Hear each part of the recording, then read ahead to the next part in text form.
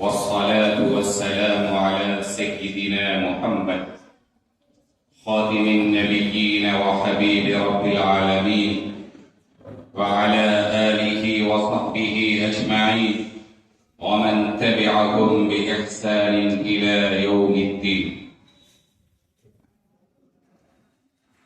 قال الله عز وجل في كتابه العزيز: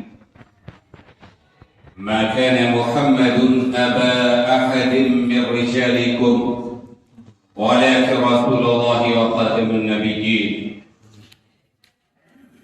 وقال النبي صلى الله عليه وسلم: أنا خاتم النبيين لا نبي بعدي. صدق الله العظيم وصدق رسوله النبي الكريم. حضرات علماء کرام، بزرگان محترم، بالخصوص ہمارے ضلع کے اکابر، اس ادارے کے بانی، بزرگ عالم دین حضرت مولانا قاضی ارشد صاحب، ہمارے جمعیت علماء ضلع بیگوسرائے کے جنرل سیکریٹری حضرت مولانا صادق نظامی صاحب، نائب صدر حضرت مولانا مفتی خیر الحق امینی قاسمی صاحب، حضرت مولانا قاری عیسیٰ صاحب، جمعیت علماء رجوڑا پنچایت کے صدر مولانا افتخار وسیع صاحب، چلمل پنچایت کے صدر مولانا عبد المجید صاحب، اور چھوراہی اور گڑھپورا جمعیت علماء تحفظ ختم نبوت کے کنوینر عزیز گرامی جناب مولانا پھول حسن بدری صاحب، مولانا عبد المجید اسحاق صاحب اور مولانا مظہر الحق صاحب اور دیگر تمام اکابر کی موجودگی میں اور ان حضرات کی موجودگی سے قوت حاصل کرتے ہوئے حضرت مفتی شمیم صاحب ضلع کے سینئر علماء میں سے ہیں، ان کی موجودگی سے قوت حاصل کرتے ہوئے میں اس بات پہ بے انتہا خوشی محسوس کر رہا ہوں کہ دارالعلوم دیوبند کے محتمم حضرت مولانا مفتی ابو القاسم نعمانی صاحب نے بہار کے علماء کو، ارباب مدارس کو اور تنظیمی شخصیات کو جو پیغام دیا کہ ہر سطح پہ یہ جو فتنہ پیدا ہوا ہے اور سوئے اتفاق اس فتنہ پرور کی جائے پیدائش بہار کی سرزمین ہے، تو اس فتنے کے لیے سب سے زیادہ حساسیت بہار کے علماء میں ہونی چاہیے اور اس کے لیے عملی اقدامات کرنے چاہیے. ہمارے قاضی ارشد صاحب نے اس پہ لبیک کہتے ہوئے اپنے ادارے سے اس کی شروعات کی ہے اور دارالعلوم سجاد نگر میں اس تحریک کے لیے، تحفظ ختم نبوت کے لیے، رد شکیلیت کے لیے علاقائی دفتر کا قیام عمل میں آ رہا ہے. میں قاضی صاحب کو اس کے لیے مبارکباد پیش کرتا ہوں. اللہ تعالیٰ ان کے جذبے کو اور ہمارے جذبے کو قبول فرمائے. بزرگوں، یہ بات رہی مقصد کے حوالے سے. بہت سارے ہمارے بھائی یہ سوال کرتے ہیں کہ یہ شکیلیت کیا ہے اور یہ کیسا فتنہ ہے. بہت سارے لوگ کہتے ہیں کہ ہم نے تو نام بھی نہیں سنا.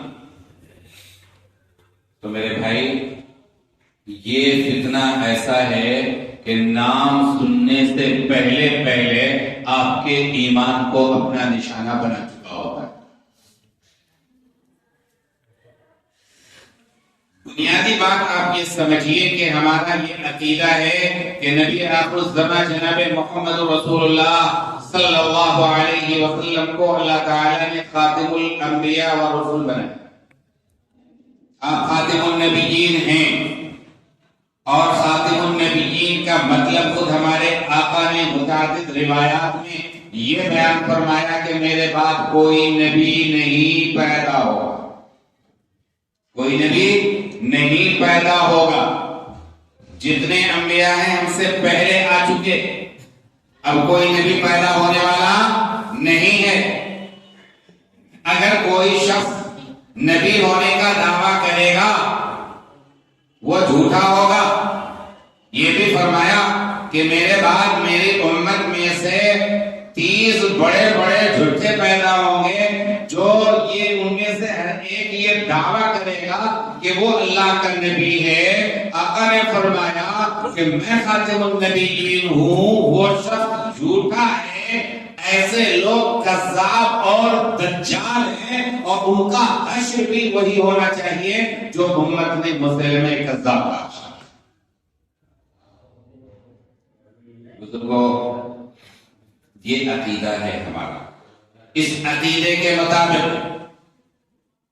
جب بھی ختم نبوت کی عمارت میں نقب زنی کی کوشش کی گئی، امت کے جیالے تیار ہو گئے اور انہوں نے اس فتنے کو اور ایسے چوروں اور ڈاکوؤں کا سر کچل کر کے رکھ دیا، امت کے ایمان کی عقیدے کی حفاظت کی، اور امت کو جو یہ امانت دی گئی تھی ختم نبوت کی امانت، اس کی حفاظت کی، اور انشاءاللہ قیامت تک کرتے رہیں گے انشاءاللہ۔ امت جہالوں سے کبھی خالی نہیں ہوگی، اس میں پیدا ہوں گے۔ جب غلام احمد قادیانی کا فتنہ پیدا ہوا تھا تو اللہ رب العالمین نے ہمارے بزرگوں کو اس کے لیے کھڑا کیا، اور وقت کے بڑے بڑے اکابر نے اس فتنے کا تعاقب کیا۔ علامہ انور شاہ کشمیری جیسا جلیل القدر محدث اور آیت من آیات اللہ شخصیت نے اس فتنے کی سرکوبی کے لیے اپنے شاگردوں کو متوجہ کیا، اور اس زمانے میں مجلس احرام اس پلیٹ فارم سے مولانا عطا اللہ شاہ بخاری رحمت اللہ علیہ کو امیر شریعت بنایا اور ان کے ہاتھ پہ بیعت کیا۔ میرے بھائی، یہ ہے اس کی حساسیت۔ آپ اپنے تلامذہ کے سامنے اور اپنے عزیزوں کے سامنے جو خود آپ کے تلامذہ پڑھ پڑے اجلے علماء ہوا کرتے تھے، ان کے سامنے الگ الگ مواقع پہ الگ الگ مجلسوں میں یہ فرمایا کرتے تھے کہ اگر ہم سے ختم نبوت کی حفاظت نہیں ہو سکی تو گلی کا کتا بھی ہم سے بہتر ہے۔ بزرگوں، کئی شخصیتوں نے اس کے لیے کوششیں کی اور اپنی پوری زندگی لگا دی۔ دارالعلوم دیوبند میں کل ہند مجلس تحفظ ختم نبوت کا قیام عمل میں آیا۔ باضابطہ ایک دفتر ہے جو اسی چیز پہ نظر رکھنے کے لیے ہے کہ اس طرح کے کوئی فتنے ہوں گے تو دارالعلوم دیوبند، جس نے ہر زمانے میں باطل فرقوں کا مقابلہ کیا ہے، حق کی آواز بلند کی ہے، وہاں سے یہ آواز بلند کی جاتی ہے۔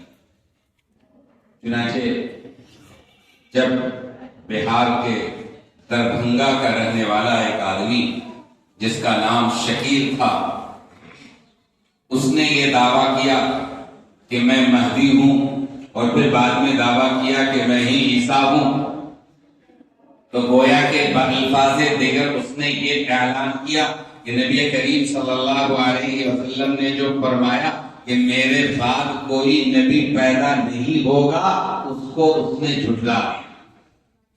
ہمارا عقیدہ کیا ہے کہ نبی کے بعد کوئی بھی نبی نہیں پیدا ہوگا۔ جب اس نے اپنے بارے میں دعویٰ کر دیا کہ میں ہی مہدی ہوں، میں ہی عیسیٰ ہوں، تو عیسیٰ علیہ السلام کیا ہیں؟ اللہ کے نبی ہیں۔ ہمارا تو یہ عقیدہ تھا کہ وہ عیسیٰ ابن مریم جسے اللہ رب العالمین نے دشمنوں کے نرغے سے، یہودیوں کے، جس نے آپ کے قتل کی سازشیں کی تھی، سولی پہ لٹکانے کی سازشیں کی تھی، اللہ تعالیٰ نے فرمایا وَمَا قَتَلُوهُ وَلَمَا صَلَبُوهُ وَلَكِنْ شُبِّهَ لَهُمُ الْأَمْرُ۔ وہ یہودی نہ آپ کو قتل کر سکے نہ آپ کو سولی دے سکے، معاملہ مشتبہ ہو گیا، اللہ تعالیٰ نے اٹھا لیا۔ اور یہ فرمایا کہ میں آپ کو اٹھاتا ہوں یا موسیٰ انی متوفیک و رافعک الی، میں آپ کو وفات دوں گا، لیکن کب دوں گا؟ قرب قیامت۔ فی الحال تو یہ کر رہا ہوں کہ آپ کو اٹھا لے رہا ہوں، آسمان پہ بلا لے رہا ہوں۔ تو رسول اللہ صلی اللہ علیہ وسلم نے فرمایا، بہت سی احادیث ہیں کہ قرب قیامت کی بڑی علامت کے طور پہ حضرت عیسیٰ علیہ السلام تشریف لائیں اور نبی بن کر کے نہیں آئیں گے بلکہ امتی بن کر کے آئیں گے۔ نبی ہے، نبوت کی صفت ایک بار مل جاتی ہے وہ چھنتی نہیں ہے، لیکن بڑے کام کے لیے آئیں گے۔ وہ مشن کیا ہے؟ وہ مشن ہے دجال کو قتل کرنا، اس امت کی مدد کرنا، دجال سے بچانے کے لیے تشریف لائیں گے، نبی بن کر نہیں آئیں گے۔ اس لیے کہ نبی آخر زمان جناب محمد رسول اللہ صلی اللہ علیہ وسلم خاتم النبی، آپ کے بعد کوئی نبی نہیں آئے گا، کیونکہ انہیں جو شریعت دی گئی تھی وہ شریعت عیسوی وہ منسوخ ہو چکی ہے، قرآن کریم کے مطابق وہ فیصلے کریں گے۔ تو اس شخص نے یہ دعویٰ کر دیا، بألفاظ دیگر یہ دعویٰ کر دیا کہ میں نبی ہوں۔ ظاہر ہے کہ امت میں کوئی فرد اپنی نبوت کا دعویٰ کرے، اس سے بڑا کذاب، اس سے بڑا دجال، اس سے بڑا لعنتی، اس سے بڑا منحوس کوئی ہو سکتا ہے؟ اب دیکھیے وہ اس امت کے نوجوانوں کو، دیندار طبقے کو، کم پڑھے لکھے افراد کو کیسے نشانہ بناتا ہے؟ وہ اس طریقے سے نشانہ بناتا ہے کہ حضرت مہدی، جن کے بارے میں رسول اللہ صلی اللہ علیہ وسلم نے فرمایا قیامت نہیں آئے گی جب تک کہ تم میں وہ شخص نہ پیدا ہو جائے جو روئے زمین کو عدل سے بھر دے گا، اس کا نام میرے نام پہ ہوگا اور اس کے والد کا نام میرے والد کے نام پہ ہوگا۔ یعنی جو آدمی آنے والا ہے، جس کی بشارت دی گئی ہے، جو امام مہدی ہوں گے، ان کا نام کیا ہوگا؟ محمد ہوگا، اور ان کے والد کا نام کیا ہوگا؟ عبداللہ ہوگا۔ ٹھیک ہے؟ اور علماء نے لکھا، مولانا ادریس کانوی رحمۃ اللہ علیہ کی کتاب ہے علم الکلام، اس میں لکھا ہے کہ یہ بھی ہے کہ ان کی والدہ کا نام آمنہ۔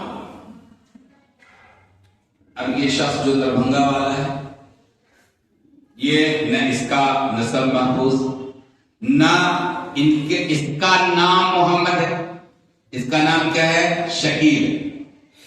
جھوٹا ہونے کے لیے اتنی کافی ہے، پہلی دلیل۔ دوسری دلیل کہ اس کے والد کا نام حنیف ہے، جبکہ ہونا کیا ہے؟ عبداللہ ہونا۔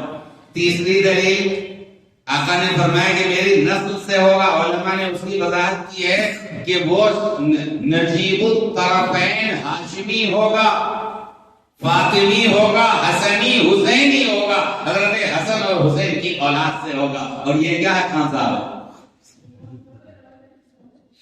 کیا ہے؟ خان صاحب۔ اب تو پھنس گئے، جھوٹ جھوٹ پر جھوٹ، جھوٹ پر جھوٹ، جھوٹ کا پہاڑا ہو رہا۔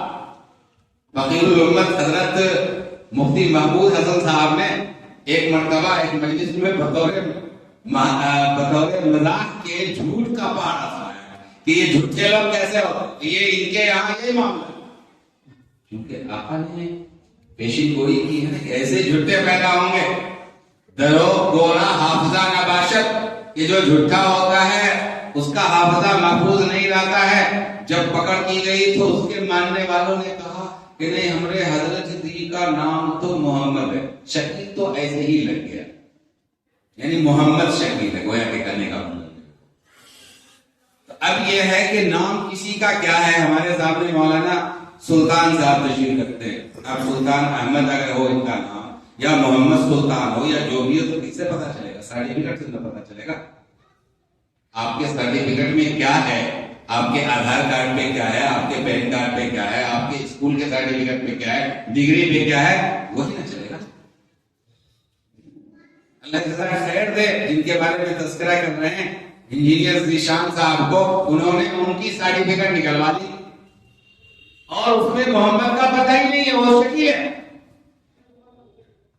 کہتے ہیں کہ جھوٹ بولنے والا ایک جھوٹ کو چھپانے کے لیے دوسرا وہاں بھی جھوٹاتا. بہرحال تو اللہ نے کرے کہ اس کے تذکرے کی اس مقدس مقام مسجد میں نوبت آتی، لیکن میرے بزرگوں کبھی کبھی کہتے ہیں کہ تلخ گھونٹ بھی پینا پڑتا ہے، چونکہ یہ فتنہ ہے. قرآن کریم میں جس طریقے فرشتوں کا تذکرہ ہے، جس طریقے سے ملائکہ کا تذکرہ ہے، انبیاء اور رسول کا تذکرہ ہے، اسی طرح ابلیس لعین کا بھی تذکرہ ہے، تاکہ ابلیس کے فتنوں سے بچ. جب ہم قرآن کریم پڑھنے کی شروعات کرتے ہیں تو جس طریقے سے بسم اللہ الرحمن الرحیم کہتے ہیں کہ اللہ سے مدد طلب کرتے ہیں، اس کے نام سے شروع کرتے ہیں، وہ رحمان و رحیم ہے، اسی طرح شیطان کے شر سے پناہ بھی مانگتے ہیں اور کہتے ہیں اعوذ باللہ من الشیطان الرجیم. تو یہی شیطان کے شر سے پناہ چاہنے کے لیے آپ حضرات کو اس کا نام بھی بتایا گیا، باپ کا نام بھی بتایا گیا، تاکہ کبھی دھوکے میں بھی وہ آپ کے ایمان کو شکار کرا. کتنی حساسیت ہے جانتے ہیں کہ اگر آپ نے اس کی بات کو مانا یا آپ کے گھر میں کسی نے مانا، آپ کا کوئی نوجوان شکار ہوا تو بس معاملہ بہت خطرناک ہو جاتا ہے. سیدھے ایمان کا معاملہ، ورنہ کوئی وجہ نہیں تھی. کتنے ایسے لوگ پیدا ہوتے رہتے ہیں جو الگ الگ نظریات کو پھیلاتے ہیں. آج کل یوٹیوب کے ذریعے اور سوشل میڈیا کے ذریعے بہت سارے بکواسیات آتے ہیں، بہت سارے بکواس چینل ہیں. کسی کے بارے میں دفتر نہیں قائم کیا جاتا ہے، لیکن اس کے بارے میں کیوں دفتر قائم کیا گیا؟ سیدھے ایمان و کفر کا معاملہ ہے. کئی لوگ جو پھیلاتے ہیں ان کا شک اپنی ذات تک محدود رہتا ہے، یا ان کے جو فالوورز ہوتے ہیں چند ان تک محدود رہتا ہے. لیکن اس کا شک جو ہے نا وہ کریلا نیم چڑھا ہو گیا ہے. نوجوان اور دیندار طبقہ ان کا زیادہ شکار ہو رہا ہے، اس لیے کہ جو آدمی دجال کو نہیں جانتا، حضرت مسیح کو نہیں جانتا، حضرت مہدی کو نہیں جانتا، وہ اس کا شکار نہیں بنتا ہے. لیکن جو تھوڑا موڑا جانتا ہے، پورا علم نہیں ہے، وہ شکار بنتا ہے. لہذا اس کے ایمان کے لالے پڑ جاتے ہیں. ہمیں اس سلسلے میں بہت حساس رہنے کی ضرورت ہے اور علماء سے جڑ کر کے رہنے کی ضرورت ہے. جہاں کہیں اس کوئی بھی بھنک ملے تو اس کے لیے متوجہ کرنا ہے علماء کو. انشاءاللہ وہ علماء اس کو سمجھائیں گے، سمجھانے کی کوشش کریں گے اور اس کو جو ہے اس کے شر میں، اس کے جال میں پھنسنے سے بچائیں گے. میں دوبارہ آپ کا قیمتی وقت نہ لیتے ہوئے دوبارہ یہ بات عرض کرنا چاہتا ہوں کہ مولانا قاضی ارشد صاحب اللہ ان کو جزائے خیر ہے کہ اپنے ایک مدرسے کے شعبے کے طور پہ تحفظ شعبہ ختم نبوت کے نام سے شعبہ قائم کر رہے ہیں. اللہ ان کے اس عمل کو قبول فرمائے اور ہم تمام علماء کو اس معاملے میں حساس ہونے کی توفیق عطا فرمائے. وآخر دعوانا الحمدللہ.